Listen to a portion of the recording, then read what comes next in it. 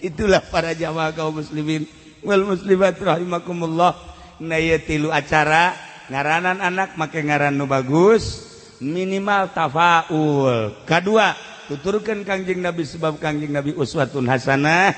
Abeh caang hate urang di jero bulan Maulid ulah hese-hese lobakeun maca sholawat ka Kangjeng Nabi Muhammad sallallahu alaihi wasallam. Sabaraha cenah kieu macana 4444. Lamun lobatin 444. 44. Opat.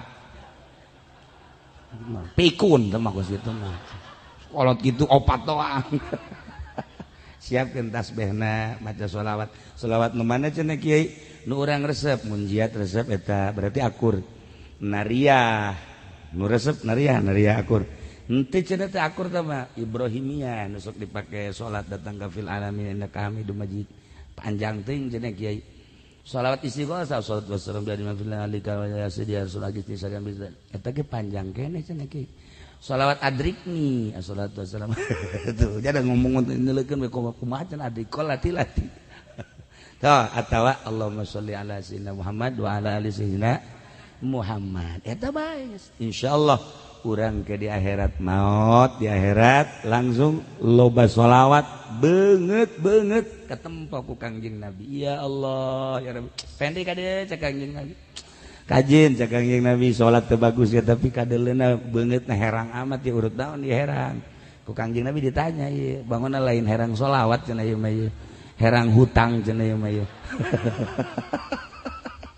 iya ya para jamaah kaum muslimin wal muslimat rahimakumullah sabulan mulud ieu mah sabulan mulud sholawat bae geus ka Kangjeng Nabi sholawat bae ka Kangjeng Nabi geus sholawatan nu urang resep eueuh hiji jelema ka surga eueuh hiji jelema ka surga tanpa Kangjeng Nabi eueuh hiji jelema diangkat jadi wali tanpa Kangjeng Nabi eueuh jelema diangkat jadi sholihid tanpa Kangjeng Nabi sebab Kangjeng lah nu diutus ku Gusti Allah urang nyaho salat ti Kangjeng nyaho puasa ti Kangjeng nyaho zakat ti Kangjeng nyaho bener ti Kangjeng nyaho salah ti Kangjeng nyaho sagala rupa ti Kangjeng watu sangat wajar urang ngayakeun maulidan dibid'ahkeun ku Muhammadiyah pek jang Muhammadiyah dibid'ahkeun ku Persib heug jang Persib kajeun ieu mah tuh nya masalah saeutik we ka aing ngalawan tak itulah para jamaah kaum muslimin wal muslimat rahimakumullah. Nah, iyalah ala kadar lalagaan dari gula we ngaji lalagaan tadi nage naon gitu rada kurang sehat. Nah ieu mah ngabungahkeun ka incu ngagumung jeung ka silaturahmi ka urang dieu ieu mah sakadar ku akrabna jeung Ki Uding akrabna jeung Haji Pendi jeung Haji Epi jeung kabehan be ku akrab eta lah kadang-kadang henteu aya sekat-sekat. Jadi Haji Epi atuh pohara jeung kulama pohara geus hese nyaritakeunana kaakraban manehanana Haji Uding ku kula sok diledekan bae. Diledekan ku kulama masih hayang cager emang deka mana. Nya teu bisa ngajawab nya. Heuh nya deka mana? Paeh balik ge kieu. Cek nya nu ngora ge paeh ngalawan tapi ka kula ge sarua. Ngora ge paeh bae cek nya. Atuh.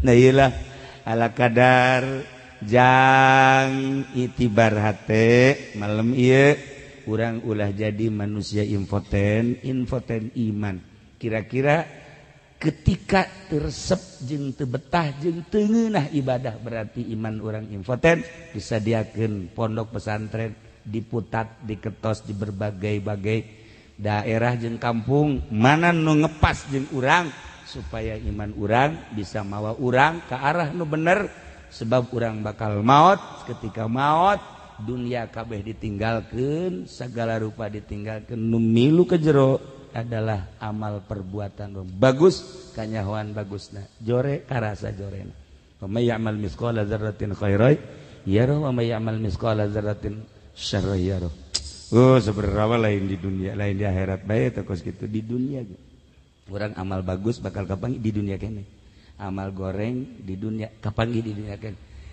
dongengna ramai sebenarnya tekarak inget tangan gulantaran geus jam 12 kaira deui dongeng eta pohara loba jelema nu karasa keneh di duniana sebab dimimitian ku Kangjeng heula dimimitian ku Kangjeng urang loba ya dongeng-dongeng wali-wali kiai-kiai jeung pedagang-pedagang gara-gara ngalakukeun salah Kangjeng Nabi satu ketika ngome cincin muterkeun cincin kieu doang dikutuk ku Gusti Allah. Muhammad emang kaula ngadamel anjeun teh jang heureuy make jeung sempet-sempet ngome cincin sagala urusan umat. Kangjeng Nabi dikutuk ku sebab kutukan eta terjadilah sesuatu terhadap Kangjeng. Kangjeng bae ge panjang ta dongeng nangan engke deui 12 masalahna. Kangjeng bae ge ditegur ku Gusti Allah gara-gara sakitu. Encan para sahabat Sina Abu Bakar encan sejen mentak pantes lamun urang dibere ku Gusti Allah gering dibere anu eta teh tina ayat eta wa may ya'mal misqala dzarratin syarran yarah karasa ku urang khairon ge bakal karasa urang nyaritakeun enon gitu ngarasa amal bagus ti Kangjengna keneh.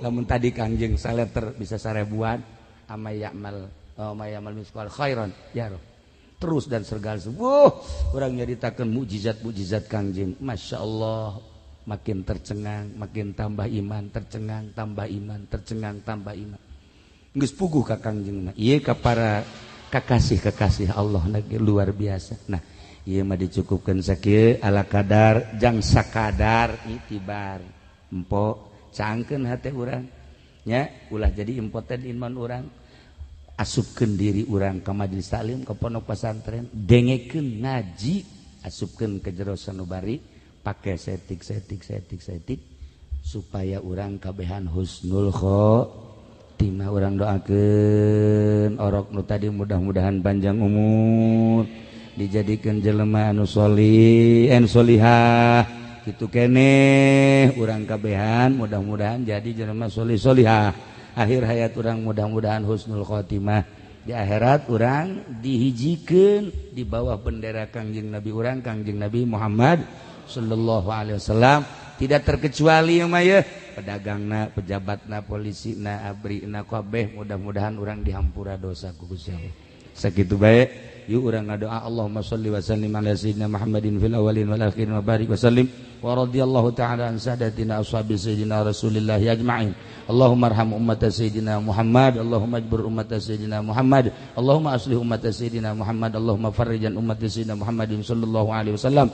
Allahumma anfa'na bima 'allamtana wa 'allimna ma yanfa'una wa zidna ilman wa yaqinan. وزدنا علما ويقينا وزدنا علما ويقينا والحمد لله على كل حال ونعوذ بالله من كل حال أهل النار. ربنا تقبل منا إنك أنت السميع العليم وتب علينا إنك أنت التواب الرحيم وصل وسلم على جميع الأنبياء والمرسلين والحمد لله رب العالمين والله الموفق إلى أقوم الطريق والسلام عليكم ورحمة الله وبركاته.